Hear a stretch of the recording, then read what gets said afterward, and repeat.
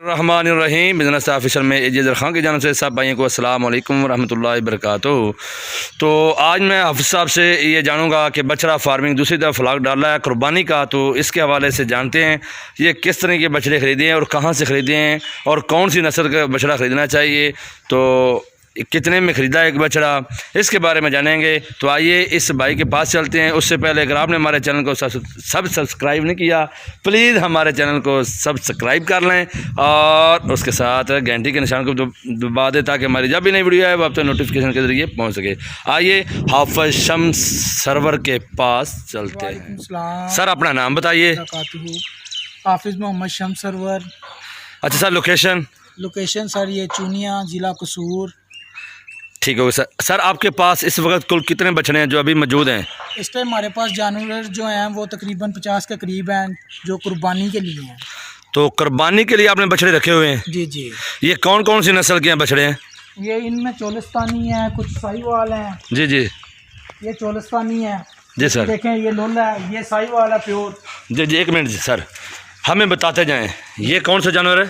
चोलिस्तानी। ज़रा बुलंद आवाज़ से बोलना। ये चोलिस्तानी है। ये चोलिस्तानी है जी। तो इसमें क्या ऐसी खूबी हो जो आपने इस तरह का बछड़ा खरीदा? देखें इसका लोल है। जी जी।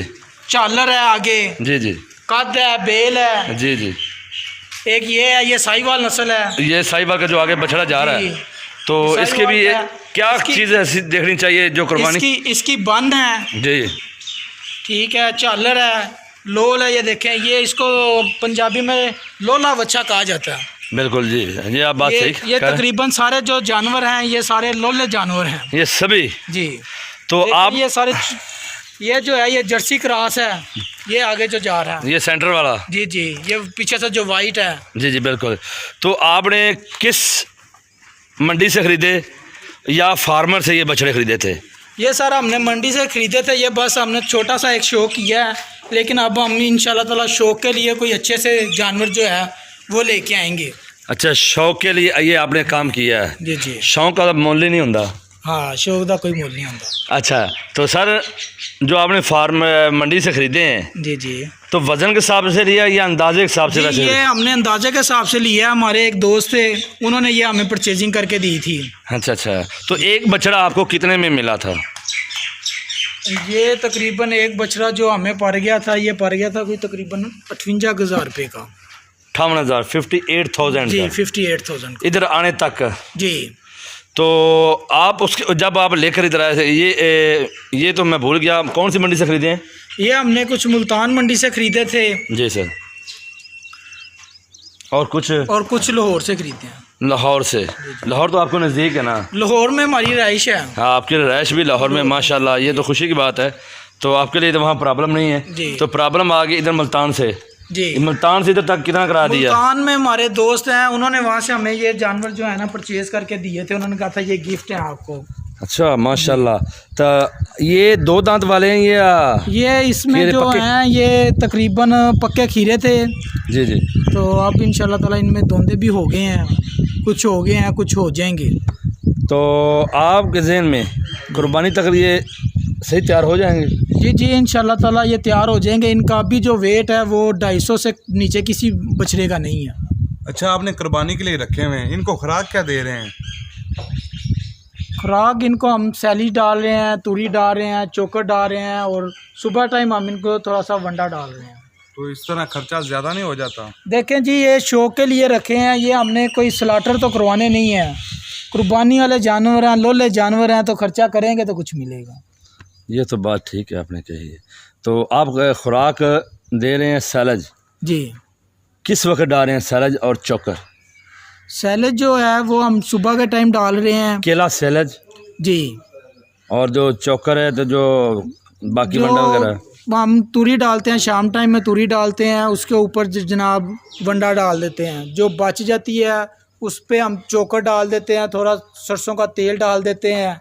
अच्छा। थोड़ा सा नमक डाल देते हैं, वो उसके साथ मक्की का जो है वो डाल देते हैं, तो उससे वो मक्की का आटा यानी जी वो डालते हैं जी। और ये खा जाते हैं, छटा देते हैं। अच्छा ठीक है, वो हल्का सा छटा दे दिया। तो अब मैं पूछता हूँ सैलेज कितनी मकदार में एक बछड़े को देते हैं? 10 किलो, 5 किलो, 15 किलो, कितना डाला जाता है? ये तकरीबन एक क्लास के अंदर बछड़े हैं इस टाइम 16 और हम डालते हैं 2 मगरियाँ, वो तकरीबन इतना ही आ जाता है, 10 से 12 किलो आ जाता है। 10 किलो 12 किलो आ जाता है, एवरेज आ जाती है। एवरेज आ जाती है। तो इन बच्चों के हवाले से कुल कितने मुलाजम आप रखे हुए हैं, 1 या 2? हमारे पास इस टाइम 2 मुलाजम हैं। ठीक हो गया। तो ये पार्टीशन बनाने का क्या फ़ायदा? इससे ये होता है कि जितने जानवर लेके आए वो एक अलग क्लास में होते हैं, उससे फिर पता चल जाता है इनकी क्या एवरेज आई है क्या नहीं। अच्छा, ये आपने क्लास बनाई हुई, यानी एक गाड़ी के अंदर 16 से 18 जानवर आते हैं और ये हमारी जो क्लास सिस्टम इनकी बनी हुई है उस क्लास के अंदर 20 जानवर आ जाते हैं। एक इसमें आपको ये फायदा, जो छोटा है वो छोटा बड़े को खाने नहीं देता जी, तो छोटे आपने एक साइड पर कर दिया। बिल्कुल, हमने छोटे जो हैं वो छोटों की क्लास ही अलग बनाई हुई है। कोई मंडी से आ भी जाता है गलती से कोई छोटा या परचेज हो जाता है, उसको फिर हम यहाँ पे वो स्केल मारा पड़ा है, उस पे हम इसका वजन करते हैं, वजन करके तो उसको उस क्लास में, उस वेट वाली क्लास में उसको शिफ्ट कर देते हैं। तो वजन आप कितने दिनों के बाद करते हैं? हम तकरीबन वजन जो है वो करते हैं 2 हफ्तों के बाद। 2 हफ्तों के बाद जी। तो मैं अपने प्यारे भाई आफत शम्स सरवर साहब को एक छोटा सा सवाल पूछूंगा। जी जी। डेली का ग्रोथ कितना जानवर कर रहा है आपका? ये जो है तकरीबन, सच बोलना है। ये असी कीता सी महीने बाद बंद खरीद रहे हैं। तो इसका मतलब कितना वजन हुआ? ये भाई कोई तकरीबन 1000 ग्राम, 900 ग्राम, 1100 ग्राम इस रूटीन में ना वजन कर रहे हैं जानवर, इस रूटीन के साथ कर रहे हैं जी। अच्छा अच्छा। तो टोटल खर्चा कितना आ जाता है आपका? ये भाई कोई खर्चा जो है अब आगे कम हो जाएगा क्योंकि गंदम आ गई है। जी जी, थोड़ी सस्ती हो जाएगी। थोड़ी सस्ती हो जाएगी तो खर्चा मज़ीद इंशाल्लाह ताला कम होगा। वैसे तो फ़िलहाल 150 के करीब खर्चा हो रहा है। अच्छा शम्स भाई, आपको बछड़ा फार्मिंग के वाले से आप पहला स्लाटर, आपने स्लाटरिंग करवा ली बछड़ों की, अब तक आपको कौन सी मुश्किलात आई हैं वो मेरे व्यूअर्स को बयान कर सकते हैं? मुश्किलात इसमें सिर्फ यही आती हैं कि आपको लोडिंग का प्रॉपर आपके पास बंदा होना चाहिए, दूसरा इनका पकड़ने का प्रॉपर सेटअप होना चाहिए। जी जी। जिससे आपको प्रॉब्लम ना आए बछड़ा पकड़ने में। तो आपको प्रॉब्लम आई होगी फिर? जी, हमें स्टार्टिंग में प्रॉब्लम आई थी क्योंकि हमने इनकी कोई गली वगैरह नहीं बनाई थी। जी जी।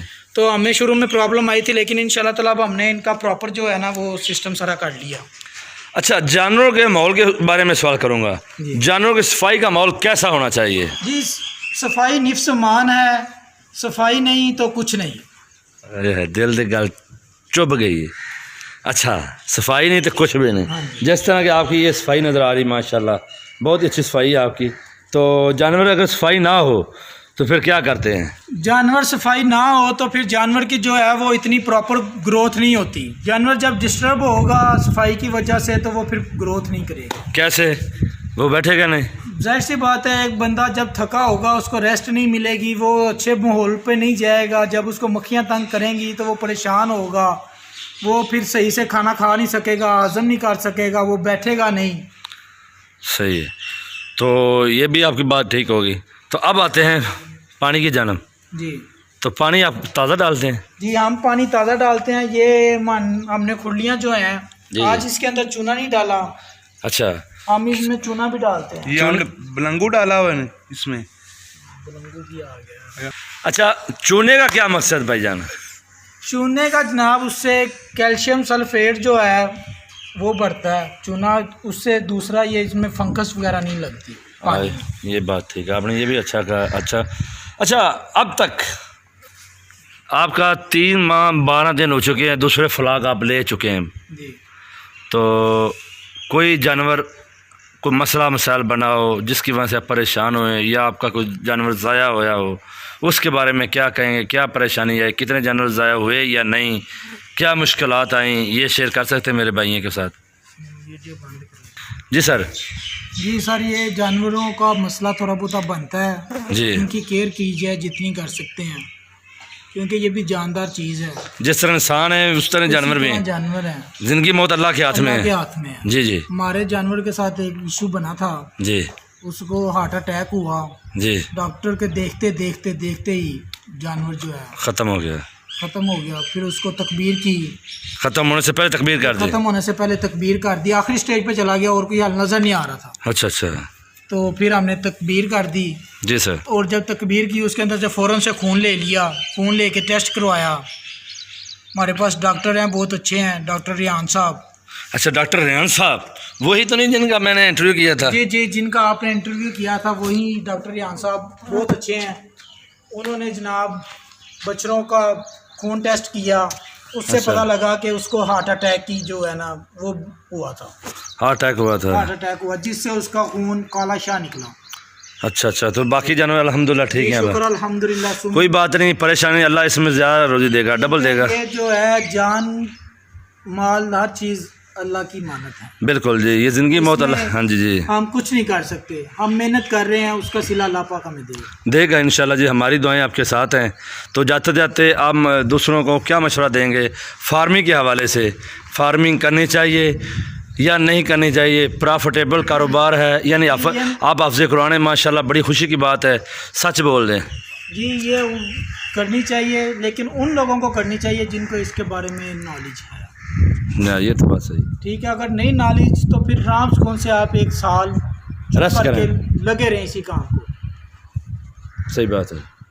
फिर अल्लाह ताला आपको इसमें रिज़्क देगा, जैसे जैसे आपको तजर्बा होगा जी, वैसे वैसे फिर आप इंशाल्लाह ताला ये फिर आपको बहुत प्रॉफिटेबल काम लगेगा।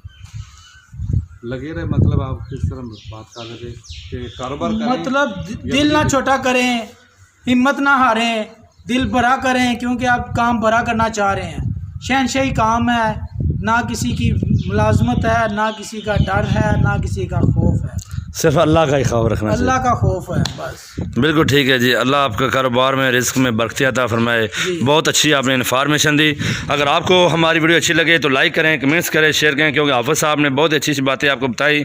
अल्लाह ताला इस हाफ़िज़ साहब को ज़्यादा से ज़्यादा दे, क्योंकि इनके 2 बछड़े ख़त्म होने के बाद, ज़ाया होने के बाद अल्लाह इसको डबल रोज़ी दे। हमारी तो दुआएँ हैं, लेकिन दुख नहीं करना, ये काम का हिस्सा है, ये एक काम का हिस्सा है, तो कोई मसला नहीं। अल्लाह से आपको डबल रोज़ी देगा इंशाल्लाह। अगर आपको हमारी वीडियो अच्छी लगे तो लाइक करें, कमेंट्स करें, शेयर करें। तो इजाज़त दीजिए, इजाज़त खान को। अस्सलाम वालेकुम व रहमतुल्लाहि व बरकातहू।